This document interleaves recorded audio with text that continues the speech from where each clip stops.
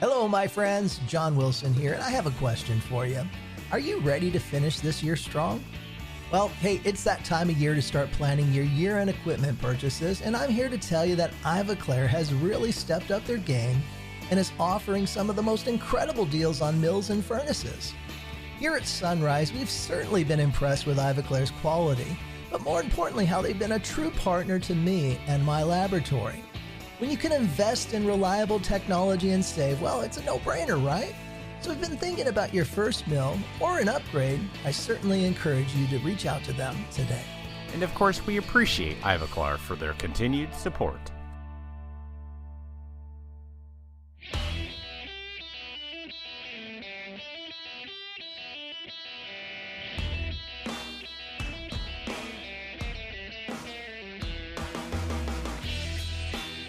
Welcome to Voices from the Bench, a dental laboratory podcast. Send us an email at info@voicesfromthebench.com and follow us on Facebook and Instagram.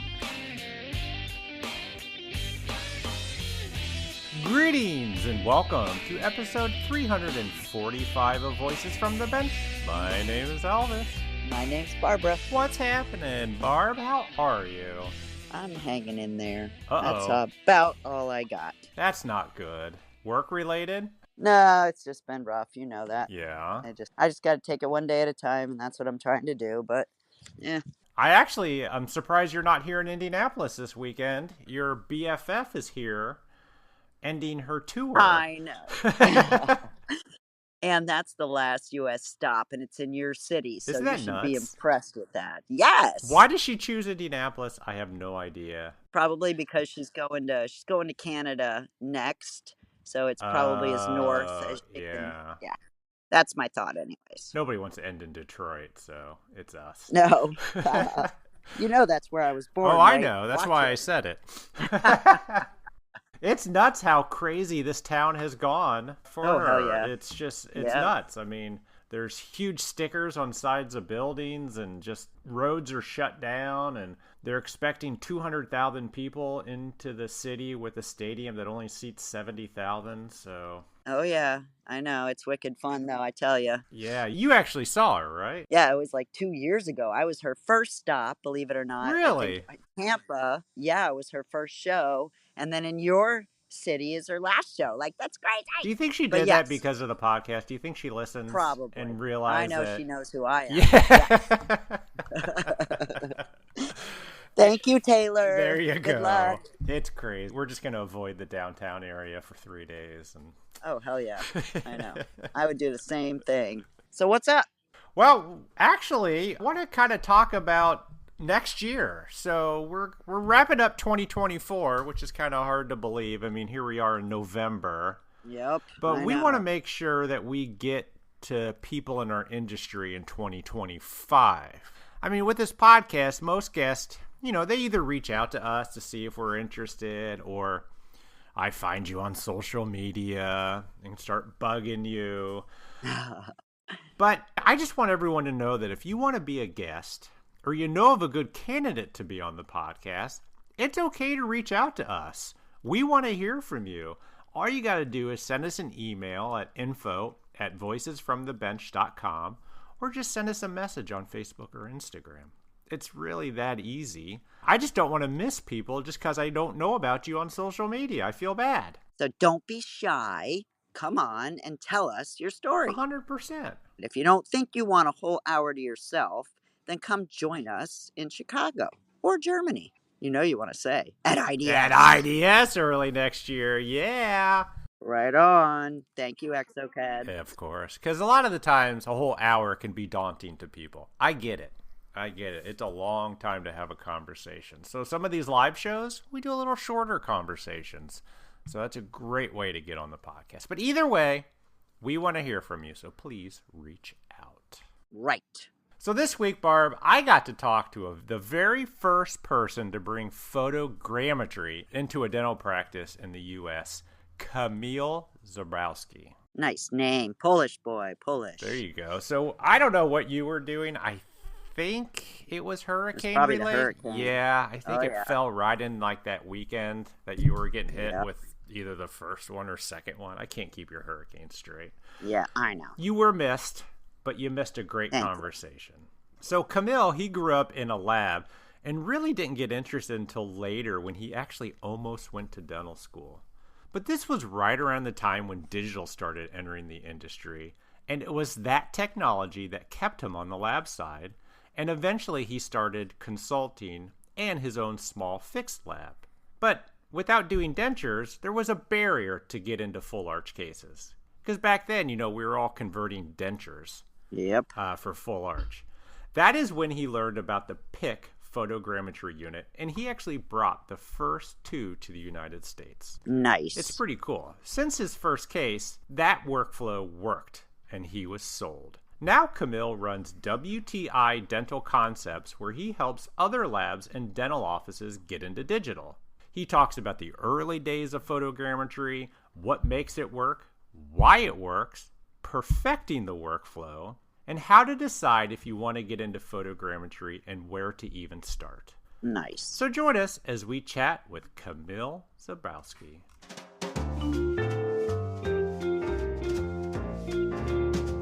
Voices from the Bench. The interview. All right, I am super excited today to welcome a gentleman that I have been told by inside sources was one of the first people to bring photogrammetry into dental in the U.S. Am I even saying that right, sir? Absolutely, Elvis. Yeah. That's awesome. Awesome. Well, we welcome Kamil Zborowski to the podcast. How are you, sir? Doing great. Excited. Big fan of the podcast and everything you do, Elvis, with Barbara. So it's a big one to be on. Thank you so much for the invite. Yeah, no, absolutely. I think it was Pete from Ottawa that connected us. I've known him for years, and he said, "You're the guy that's responsible for all this." It added a whole new level to do full arch cases that we were never able to achieve before. So tell us, obviously you just didn't fall into photogrammetry one day. How did you get into this? I guess it's been a long road, right? I come from a laboratory family. So oh, nice. Grandfather had a dental lab in Connecticut for, ever and a day. I have an uncle on the West Coast, has a big laboratory in San Diego. I kind of grew up in laboratories. So I was actually kind of dubbed as the first dentist in the family. And, for whatever reason, it didn't jive with me. I really liked the technology that was coming into the dental lab field in the early 2000s, and I started working in CAD/CAM with the first lava system way back when. So it's maybe dating myself a little bit. And my interest always gravitated towards implants, and so there's this long road of starting WTI Dental Concepts, which is our company. It was a consulting company for laboratories at that time going into digital, because a lot of people didn't know where to go. Yeah. And, a lot of people still don't know where to go. Yeah, absolutely. It's wild, right? But it was, 2014, 13, 14, 15. It was that kind of big rush into CAD/CAM with dental labs. Mm-hmm. And so that's kind of where we started at. And honestly, it's through a friend of mine in Europe. In kind of 2016, I got a call about a camera that is extraoral, and it takes full arch impressions of implants in the mouth. And you can imagine never hearing about photogrammetry. That sounds crazy, right? The first time I heard it, I was like, what's the point? I mean, you're outside the mouth, but yet you're trying to capture records of inside? How the hell does that work? I mean, was my initial thought. I had the same thought. I was like, this cannot work, right? Like, and so, I was interested. I recently actually at that time started a little Crown and Bridge lab, and, to go along with WTI. And I was just like, you know what? I'm trying to break into the full arch sector. And how do I do it? I don't have any experience with chairside conversions. I didn't do dentures at that time, nor did I have a denture tech involved. So I was kind of on the outside looking in, right? And so then when I kind of sat back and I'm like, well, if this device works, right, we can technically not need those services in-house. We can design these stuff digitally.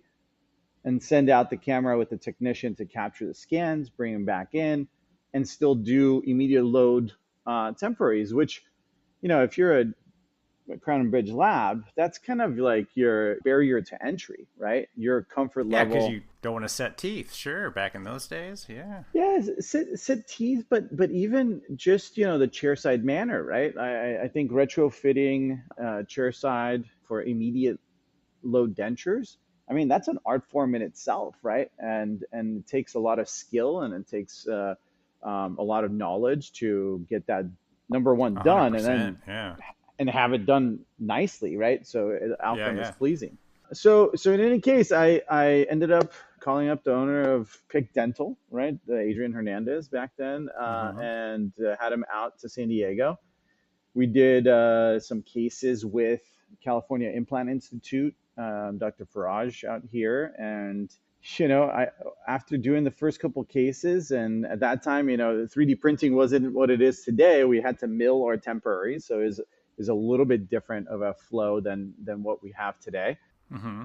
But after seeing it and after being able to capture impressions digitally in the mouth, going back to the lab, designing everything, milling everything, coming back the next day with a perfectly fitting temporary, my mind was blown, right? I Yeah, could yeah, not yeah. understand why this isn't the gold standard in full arch dentistry. And, it was just kind of got lucky with timing, and the connection took a chance, and out came this thing called photogrammetry today, which is really kind of taken over the full arch market from a restorative approach concept, right? Yeah. So I want to back up a little bit. I know you're jumping right into this, and we're going to get into all of this photogrammetry stuff. But so you grew up in a lab. I mean, did you go as a kid? Were you exposed from that early age? Absolutely. I mean, Yeah. you know, anybody that's a lab person, right? That labs just kind of swallow you, right? Yeah. Like, I joke around, like once you get in the lab business, you just can never leave. Oh, when people do, I'm like, you got out? I know. What? That's an option? It's so true. It's almost like a life quest. And yeah, I mean, I remember spending after school afternoons at the lab and being around the techs, and trying to stay out of the guys casting metal, and Yeah, yeah. and all the fun stuff. Did you work there as a kid? I mean, did you do all the jobs and pour models and You all of know, it? honestly, no. I was kind of around the lab, in the lab at all times when I was younger, Yeah. well, really young. And then kind of when I got to college and I was looking at going pre-dental, I started taking the lab a little bit more serious, right? And so Yeah. at Uh-huh. that point, worked at the lab, but I quickly got onto the lava system, and Mm-hmm. kind of the CAD CAM journey started from there, right? What were you designing on back then? Was that three Well, shape? no, no, no. This is well before 3Shape. Yeah. This was one of the first design softwares from 3M Lava. I mean, it was a big thing when we started doing bridges, because it was first just Woohoo. Yeah, right, yeah. 5/10 copings, and Yep. uh, and then yeah, we got into some bridges, and eventually, I think we had the big update was that we got a block that could mill like a 6 unit kind of quadrant style bridge, right? Sure. Wasn't quite big enough for a full arch, but yeah, we could have some fun with it. Yeah, not many labs had lava machines. I mean, I know they were expensive and heavy. Absolutely, they were huge behemoths, and they definitely, one thing though, they got automation down early. That Yeah. thing legitimately could mill 24 hours without attendance. You come in, everything's milled perfectly and everything. But it was a different time in the industry, right? At that Sure. point, I remember a lava crown being like 350, right? Layered porcelain. Yep. I Yep. think Yep. we were selling copings to laboratories for $200 at first. Wow. Yeah. So yeah, maybe the golden age of the dental lab industry at that point. Who knew we'd all be doing $70 crown? No. It seems like that's the going rate, right? So what, did you go to dental school? Did you graduate? No, pre-dental at San Diego State. Yep. I remember getting through all of my OChems and kind of sitting there going, you know what? This is just not where my interest is, right? Like I was at that point, I was really, really deep into the interest level with implants early on. Lava at some point allowed us to do hybrid abutments, right, with a hole down the middle, and that was mind blowing with Medentica a long time ago. CAD/CAM just kind of grabbed onto me, and I looked around. I'm like, okay, well, what can we do with CAD/CAM that's the most interesting? And it was implants. And so then it was just kind of a quest of how far can we get with that combination, CAD/CAM and implants. And photogrammetry just kind of got pegged in there. And sure. Glad you figured that out before you went to dental school. You know what I mean? Yeah. When you learned about photogrammetry, you said it was over in Europe. Was it pretty regular over there? Or, I mean, were a lot of people using it in Europe? I guess I should ask. Honestly, no. I think photogrammetry came into the dental field well in advance of our CAD/CAM systems, right? Really? Yeah. What it could provide. So going back to the kind of the beginning of photogrammetry in dental, that would be 2010 in Spain. And then, we didn't officially bring it to the US till 2017. So they were functioning in Europe for about 7 years. Interesting. Using it the same way we're using it today? No. Kind of like okay, yeah. No. And this was probably the reason why it didn't grow faster earlier, is because, we were, even when we got it in 2017, we had to use Geomagics, for example, to manipulate the data. Geomagics is a kind of an industrial CAD software. And we had to prepare a lot of the components to be able to then design in Geomagics. And, for anybody today learning Blender for dental, for example, which is a big jump kind of from our standard dental CADs like 3Shape and ExoCAD, Geomagics was, that times 5 on difficulty, right? And so it wasn't a very commercial way to grow in the market. Yeah, it wasn't easy.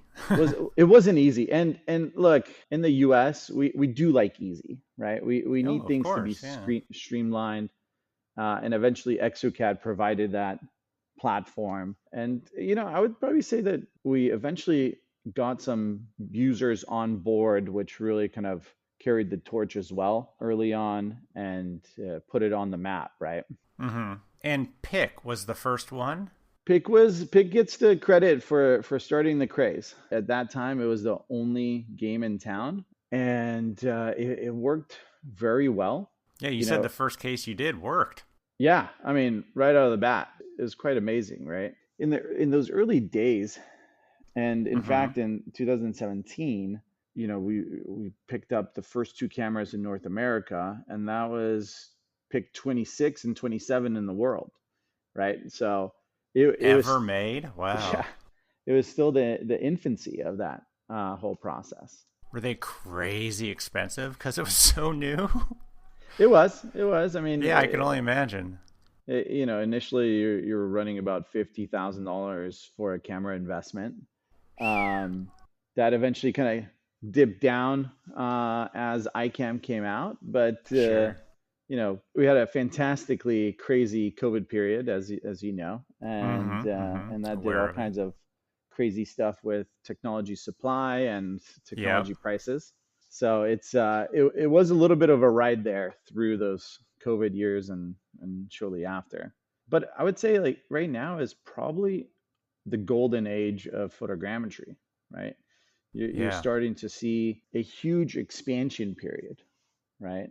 Not only with kind of competition between different cameras, but a changing of the flavors, right? Pick and iCam, they started this whole thing, as I mentioned, and they're a standalone handheld camera, and Hey, Elvis, I just realized Yeah. people might not even know what photogrammetry is. Well, we should. I was going to touch upon that. I mean, it's brought up a lot on the podcast. I think a lot of people are aware of it and kind of like what it does. Mm-hmm. But the nuts and bolts and why it works, I think we probably need to talk about it. Okay. What exactly is photogrammetry? It's honestly a fairly simple technology from the outside looking in. And it's been used, it's not a technology that was developed for dental, for example. We've used photogrammetry in industry for decades and decades. And it was primarily used to measure large objects, right? For the most part, photogrammetry systems consist of a couple of things. Well, number one, you need a camera. Usually that camera has multiple cameras in its system, right? PIC, for example, has 2 cameras. iCam has 4 cameras. Tupel 3D has 2 cameras. So you can see that you need multiple cameras. Is more cameras better? There is that debate out there, but the reality is, it just gives you more views, but there's different ways to go about the whole subject, right? Mm-hmm. And I guess maybe this will be a long-winded explanation, but the number one thing is you need cameras and you need to know the distance and angle in between them. So that angle's fixed, right? Okay, gotcha. Yeah. These cameras will take 2D images, okay, during the scan, and they're taking 2D images of some known markers, right? So PIC had flags. iCam 4D has their iCam bodies. Tupel 3D has dot posts, and each the dominoes. Yeah, so called the dominoes. Usually it's a black marker with white dots, right, to highlight contrast in between the colors and be able to, in the picture, for the system to be able to pick it up easily, right? And so you have the camera, you have your markers. Then you need a software then that will essentially calculate the vectors or the distances in between implants in the patient's mouth, right? And the reason that this all works very well is because the camera sees the dominoes or the markers in one shot, right? The full field of view.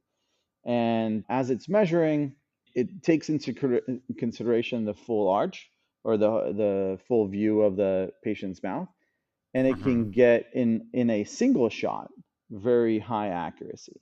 So it's looking at all these dots. Each implant flag or scan body, let's say, has multiple dots, so it's measuring the distance between each dot on each scan body compared to where the dots are on other scan bodies. Am I understanding that right? Yeah, sort of. I mean, you could look at the dots as a fingerprint, right? So in most cases, for example, the dot post, right, the scan body from Tupel 3D, that's a round one, a round cylinder, and it's normally fabricated. Then it's coated, and the dots are placed on there with a laser. After that's produced, it goes to get measured, and a calibration file is created for a set, right? Yep. And so each calibration file is essentially the fingerprint for each dot post or scan body, which the system then can recognize and utilize for spatial measurement. And then you have these measurements between all the dots. How the hell does that work? How does that help somebody when they're creating a full arch? You just have the position of the dots. Yeah. So I think here we're kind of getting to a very important point, right? Do it. I want it. Photogrammetry is simply a measurement of implant position in space, right? Yeah. And that really doesn't do everything for us to have a successful case with a good occlusion, well-fitting, and fully digital, outcome, right? Yeah, because I've seen like the screenshots or what you get, and it's just basically 4 dots, if it's an all-on-4 type thing, just floating. Yeah, absolutely. There's like no reference to anything else.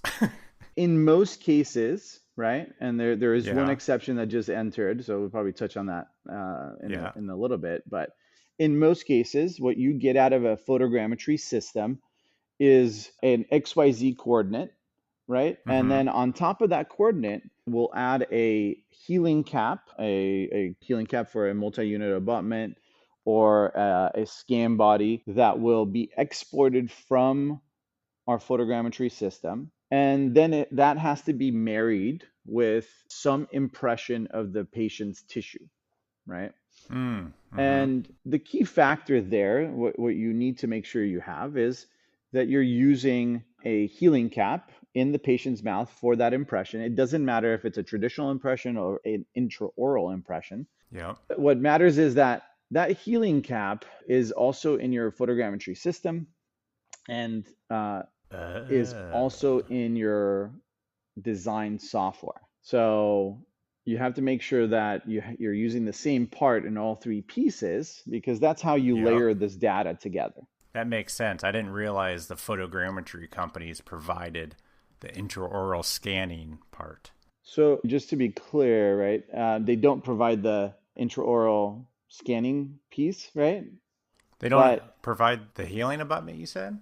no, because we Oh. can we can take any healing abutment in the world and put it into your workflow, right? So Oh. if Elvis Okay. creates a healing abutment for the standard 4.8 MUA, Yep. and you start getting people to use it, we could get a STL file from you, and we could put it into the photogrammetry system, and then we can add it to a library that we've created for the design portion, which kind of facilitates Yeah.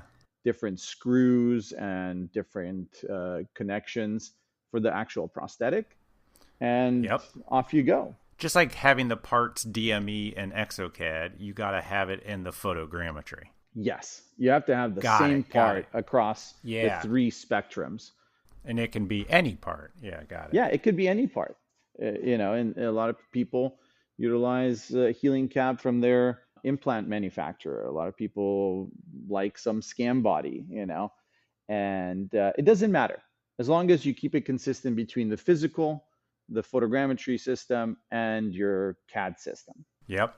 Makes perfect sense. Yeah. How does the software in like ExoCAD that we know might not be perfect, because if we knew if it was perfect, we wouldn't need photogrammetry. Does it correct it to fit the photogrammetry? Is this question even making sense? Yes. So essentially, I think what you're asking is how does photogrammetry make the process in ExoCAD better? Yeah, how does it make it correct? Because that's why we're using it. So imagine we have that healing cap we just discussed, Mm-hmm. and whatever healing cap it is, and we have it in the patient's mouth. We take an intraoral scan of it in the patient's mouth. That scan, we understand that it's not 100% the shape of the healing cap as it was designed, right? It's going to Mm-hmm. be Yeah. plus minus, I don't know, whatever, however many microns. Sure. But we actually have the real STL of that scan body, right? And that STL is exactly what it should be or what it was manufactured to be, right? Mm-hmm. And so as we take a photogrammetry measurement of implant position and we export that STL, if we're doing an all-on-4, now we're going to have that exact scan body STL or Yep. healing cap STL in each position over the implants.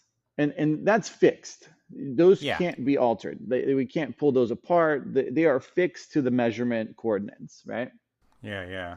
And when we go to ExoCAD to design, when we go into our implant library and we select, the implant library, inside the implant library, we have a selection of our healing caps or healing abutments.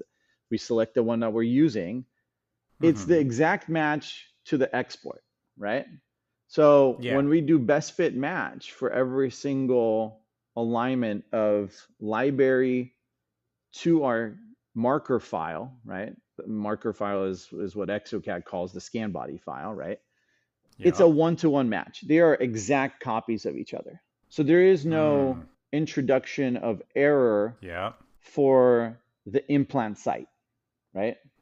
Yep. And when we do that on each one, we don't have any introduction in error based on best fit matching, right? If you take a standard approach, right? If you take let's say you have a model and you scan it with scan bodies, you will have some alignment error, and it could be very small, right? But it's no longer the same piece when you do your scan to your library alignment.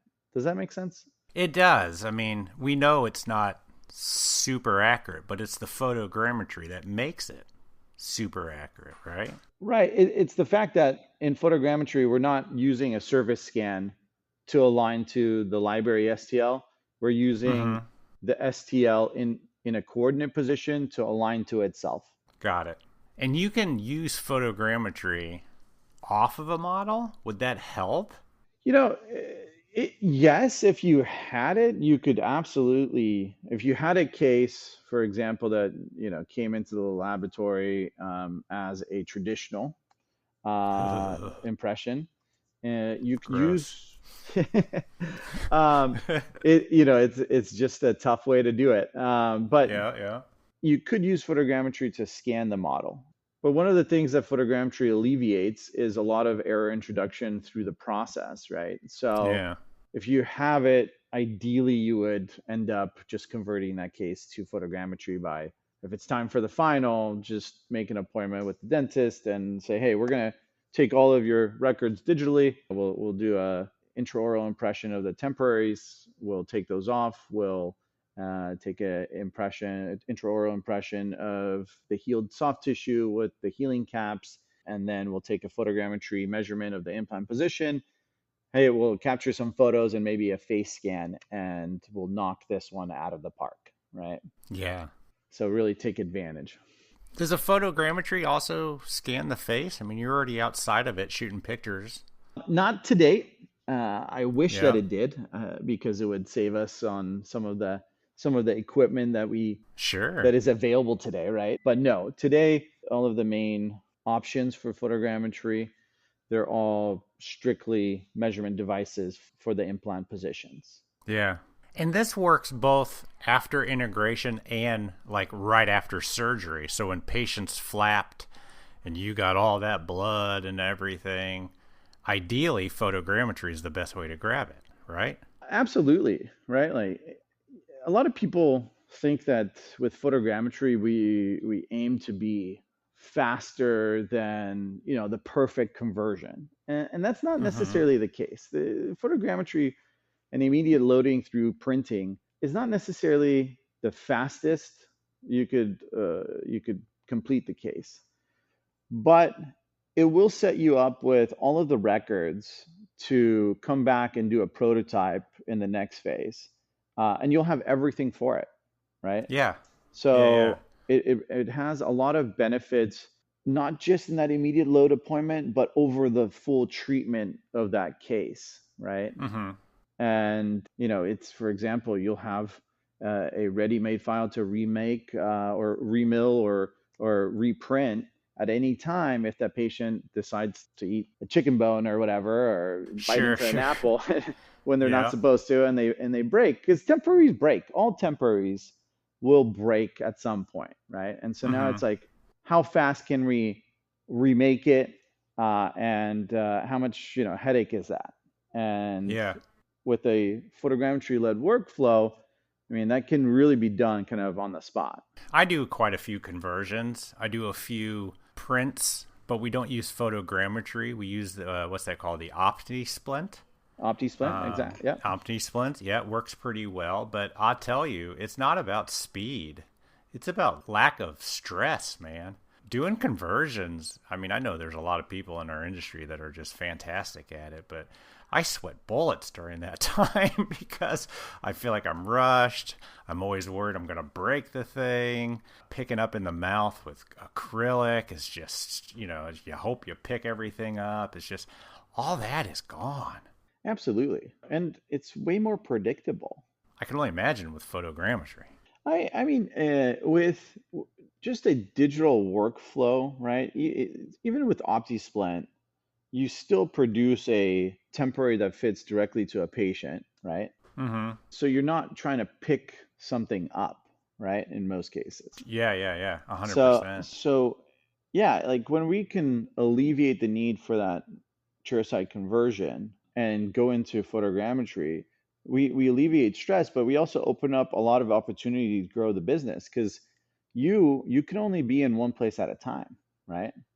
Oh, But yeah. if you have 4 or 5 clinics that are sending you cases from their photogrammetry system, you can do a crazy amount more than you could by doing retrofitting of dentures, right? Oh, yeah. It's not an all day event anymore. I mean, I'm probably there longer than I need to be just because I want to help. And you know, you can never time it perfectly and show up right when they're done, right? Like you're always early, or Oh, in most 100%. cases, you're always early, right? Yep. So there's a lot of photogrammetry out now, and I know you've mentioned a few. What do you recommend if someone wants to get into photogrammetry? How do you even start to look at what you need for your workflow? Number one, I'll start off by saying if you're not doing or working with photogrammetry clients today, you need to start, right? It is Okay. Yeah. what's interesting is, and again, I come from a traditional laboratory background, right? Kind of Mm-hmm. institutional laboratory. And there is a little bit of a split in the industry, right? Yeah. Between laboratories that have embraced photogrammetry and laboratories that haven't gotten into it. And I'll tell you, there is so much photogrammetry already out there that a lot of labs are missing out on huge opportunities, right? Mm-hmm. By not having that internal knowledge of, okay, how do we complete a case? How can we service these clients and everything like that? It's nice in this, call it the post-COVID era of photogrammetry.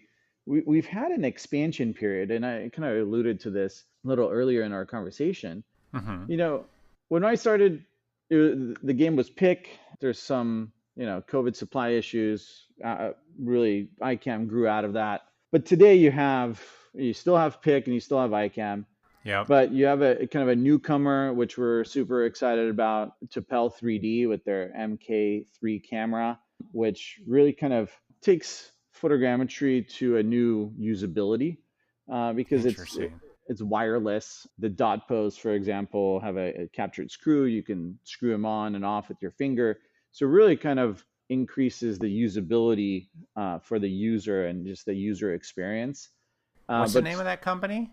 Tapel 3D, we Okay. yeah, we actually just launched a new website for Tapel 3D. That's tapel3dinfo.com. Nice. On there, if you're interested in photogrammetry, you can book an appointment with us, and we can have a discussion with how to integrate this into your either practice or laboratory. Yeah. But for those that are looking for a handheld system that's going to stand alone, that's a fantastic one because the price really has come down. I mean, we have offers for that camera that are under $500 per month. So the Hmm. barrier of entry is really low. On the other side, for clinics that are looking to do more, guided surgeries, we also have Navident Evo, which has built-in micron mapper technology. So for those that aren't familiar with Navident Evo, it's a dynamic navigation system for guided surgery. That's Yeah. really a system that really belongs in a clinic for the most part, but that has built-in photogrammetry, so it's two in one in that sense, making it Interesting. pretty Yeah. easy. And just within the last month, we've launched Shining 3D's Elite Scanner, which is an iOS with a built-in photogrammetry function in it. So, the options are here, and it's just about kind of getting your internal process into the laboratory and being able to service these clients. Yeah, okay. So back to my original question. Which one do I get? That's the problem. It's kind of like looking at what used to be 3D printers, and still is kind of. Like there's so many out there. How does one even decide which route to go? We've used kind of the gamut, right? Yeah. We've kind of chosen Tapel 3D to be our leader for handheld. I love that it's new and no one knows about it, I guess. I mean, I didn't know about it. I guess that doesn't mean anything, but sounds like it's worth looking into. The fact that it's light, the fact that it's wireless, has a built-in screen on the camera itself, so you're looking at the back of the camera for the scan, not a computer that you're tethered to. Oh, yeah. That really helps in a surgical environment where you don't need a cord laying on somebody and everything like that. Yeah. And it's just easy to operate, right? So dot posts are metal. It has field calibration. So kind of checks all the boxes of usability, function, and comes at a sticker price that is substantially lower than a lot of its competitors, right? Well, that helps. Yeah. Yeah, absolutely. And that's probably our go-to right now. Mm-hmm. But for those that maybe aren't doing as much photogrammetry, the Shining Elite is also a great option, right? Okay. I guess the answer, Elvis, the answer to your question, it depends, right? It's that famous answer in dentistry. I think we have to qualify what you're trying to do, and then we can figure out, okay, which product is actually the best one for what you're trying to do, right? Yeah. And that's the benefit, I guess, of starting off today, is that you do have more options than you did in the past. Yeah, it's a blessing and a curse, Now you have so many decisions to make. You're afraid to make that jump because of the price tag. But I think, with what you've talked about today and some of the things we've learned, I think it's a little easier than what it was before. And we appreciate that. Today, it's rinse and repeat, right? Yeah.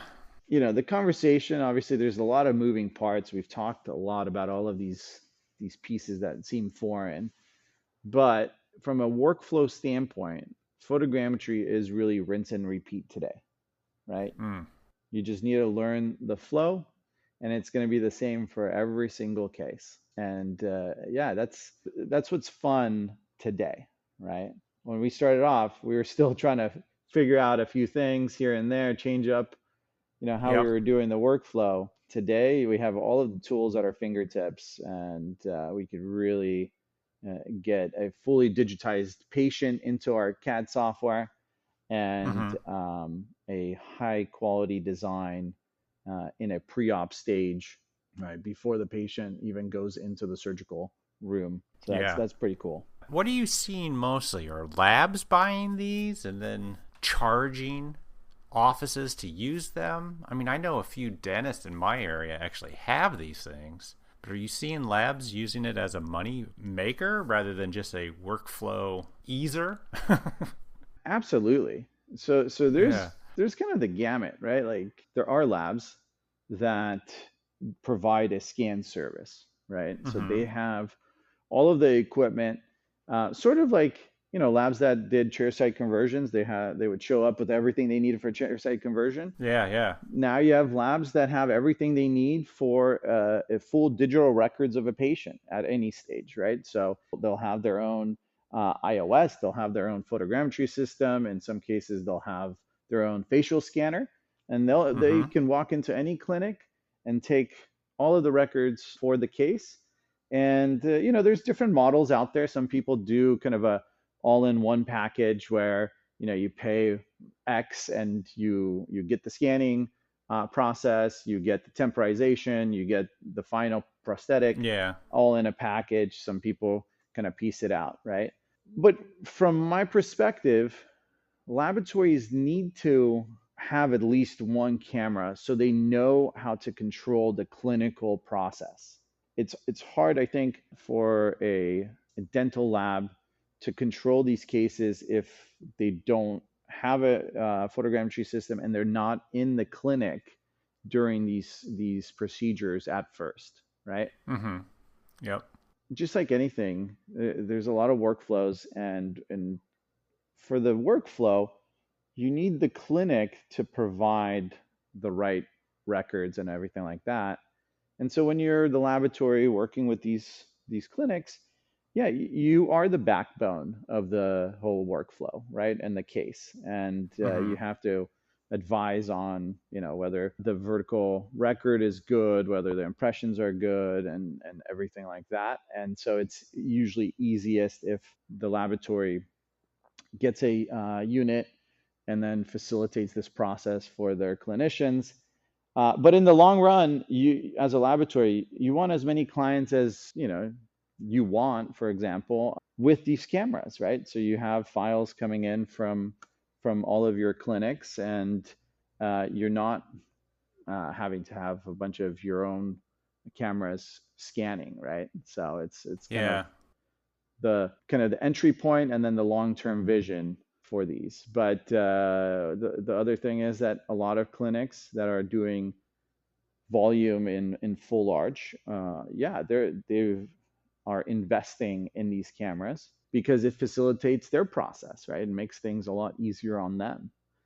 Yeah. And so again, that kind of flows into the long-term vision for a lab, I think, is, yeah, okay, how do we service more clinics that have their own equipment, right? Or how do we introduce new clinics to the process? And, when they get to some point, they can pick up a camera, whether it's through the laboratory or not. But kind of the end goal for the lab, I think, is just to create their network of cameras that are sending information back to them. What I'm seeing is a lot of offices and surgical doctors getting 3D printers, and they want to use those things, and they don't want a traditional conversion anymore. And in order to have the lab design it and them print it, I mean, we got to get those records right. Yeah, absolutely. But I feel like we can't blame them for that, right? Like with the temporization step, and I think this is probably true for a lot of laboratories. Immediate loads and these retrofittings, they're a loss leader, right? Hmm. They're not a huge money maker. No, we want the final. Exactly. We want the final, 100%. And so when these clinics pick up a 3D printer, and now they can 3D print that temporary that the lab designed, well, that's efficient for the laboratory. Laboratory Mm-hmm. can produce more, right? Yep. And it's also cost effective for the clinic, because the temporary cost goes down. And hey, guess what, if and when that patient breaks a temporary, they press reprint on their printer, and in 30 minutes they have a new full arch temp. They got to post process it and whatever, but Yeah. like, let's say in an hour and a half, they can on their own do another temporary for that emergency patient, because it's always on the weekend, right? And somebody has a wedding, and it saves headache for the laboratory. And then it's just on the laboratory to provide good service Mm-hmm. with their final, right? 100%. And offices love it, honestly, when they can print their own. And I've been stressing to labs for years that we have to get into the business of just designing and letting offices print their own stuff. It's going to happen, no matter how much we hate it. But I got a call just today about an office wanting to print their own night guard, but they want us to design it. I get it. It's the same thing with full arch. They're going to want to print their own. Yeah, I mean, look, technology evolves whether whether we want it to or not, right? Oh, yeah. You can either go with the flow or Yeah, drown. you got to make it your own, right? And Yep. I think that's where we're at with all of this. I think the laboratory touch is essential to high quality outcomes, and it's just a little bit different of a formula, right? Yeah. But I'll tell you, we have a long list of successful laboratory outfits out there. You mentioned Pete, who is a good friend of mine from Ottawa Mm-hmm. Dental in Phoenix, JB, Stephen Barr, and Brent, and the guys there. these laboratories, they really embraced photogrammetry early and have exploded with work. I mean, it's hard to quantify actually their growth pattern just by embracing the technology and not being scared of it and facilitating this for their doctors. I would say they have stronger commitments and relationships with these all-in-4 centers because of it. And it's beautiful to see kind of the lab and clinic find each other again, right? Yeah. Pete's definitely busy, I'll tell you that. So as we wrap up, and I appreciate all the information on photogrammetry, but talk more about WTI Dental Concepts. Where did this idea come from? And it looks like you offer so much more. Yeah, I appreciate the opportunity to kind of explore that. I mean, like I mentioned, we started WTI off as a consulting company for CAD/CAM, and it was, I don't know, call it hijacked by photogrammetry, right? Yeah. In a good way. And so we really have tailored what we try to distribute with WTI to match what we're doing with the full arch niche, right? Yep. In 2021, we brought in radon technology milling machines from Turkey, and we brought them specifically to service this growing photogrammetry market, right? We've worked with everything in the market pretty much from the milling standpoint. Yeah. We through the 2 decades, Roland, VHF, IMS, and so on. And we've always had some type of a blockade in what we could produce with these systems. And when we suddenly dumped a stash of full arch photogrammetry users and laboratories, we're like, well, shoot, now we need really good metal milling. We need extra axis rotation for direct to MUA seating platforms, and we need longer tools, and we need seat clamps, and so the list of demands on our CAM technology went through the roof, right? Oh, I imagine, yeah. Yeah, and so right, 2021, we were scouring kind of the world for how we're going to solve this demand, and came across radon technology, and they checked all the boxes for us, right? Number one, they were super collaborative, right? We had ideas. We're like, we feel that this is the way that we should go about, XYZ. They were there to team up with us and figure out how we can do it, right? And then they provided power in all of their models. So all of the models from the entry level to our GTR, which is kind of the big board, to the best mill, which is a loader system.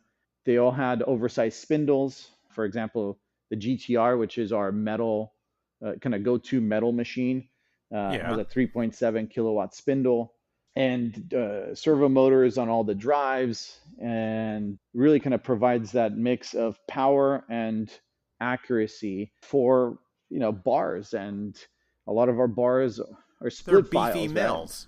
Right? Yeah. They're beefy mills. Yeah, sure. So capability wise was really huge for us. And for kind of all of the other products that we supply, they're all kind of geared towards this niche of full arch, right? 3D printers, zirconia, Millbox, ExoCAD, all of this.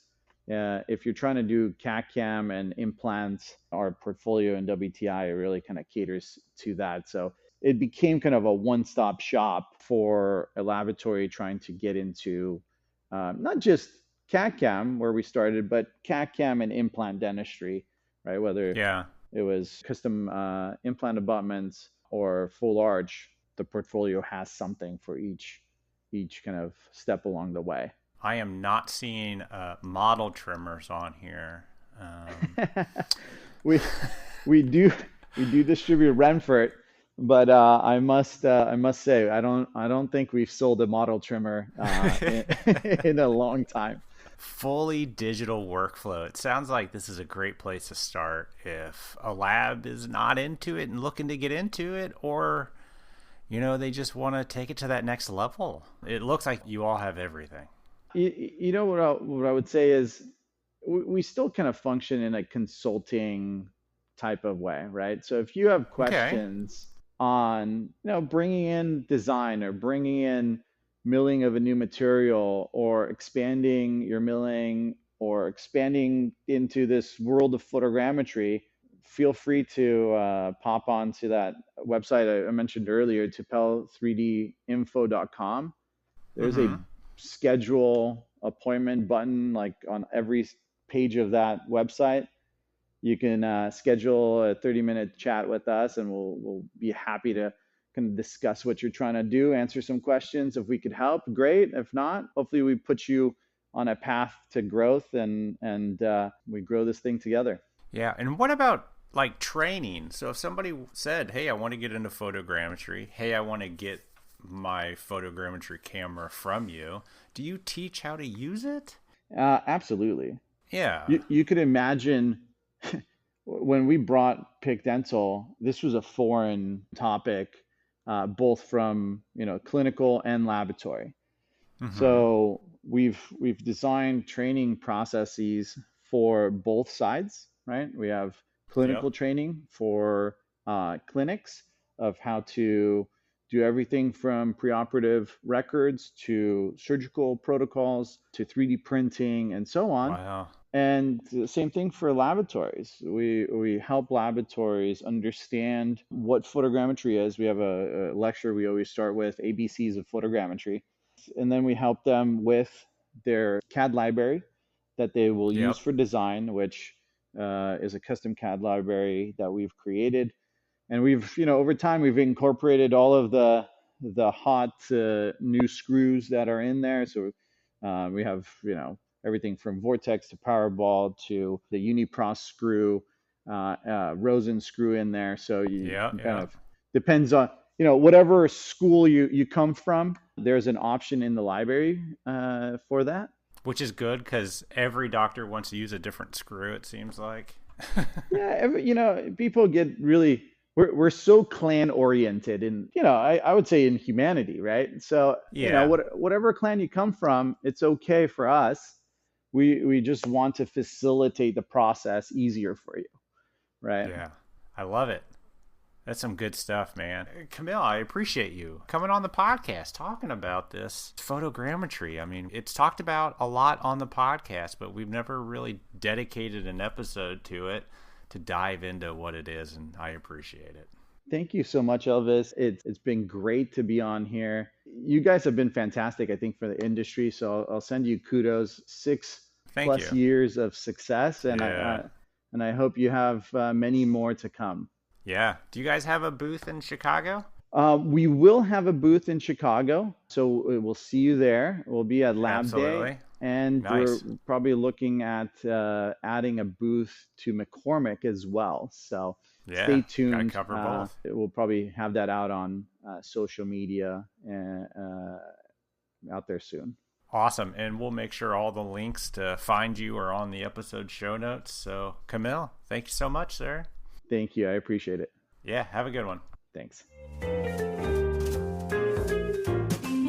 Thank you, Kamil, for coming on our podcast to talk about such a huge hot topic in our industry. It was good to finally get to hear from somebody that not only was around in its early days, but really understands and can explain to others how it works. Now, you know me in implants, or Elvis knows me in implants. We all know about you in implants. Yeah, well, I still learned a lot from Kamil during the conversation. We suggest that if you are wanting to get into photogrammetry, that you reach out to Kamil, as he has used most of them and can talk about the pros and the cons of all of them at WTIdental.com. Thank you, Kamil. All right, everybody. That's all we got for you. And we'll talk to you next week. Have a good one. Bye.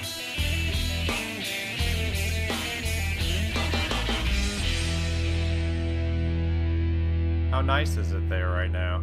Oh, it's beautiful here right now. It's probably 84. What about you? 50.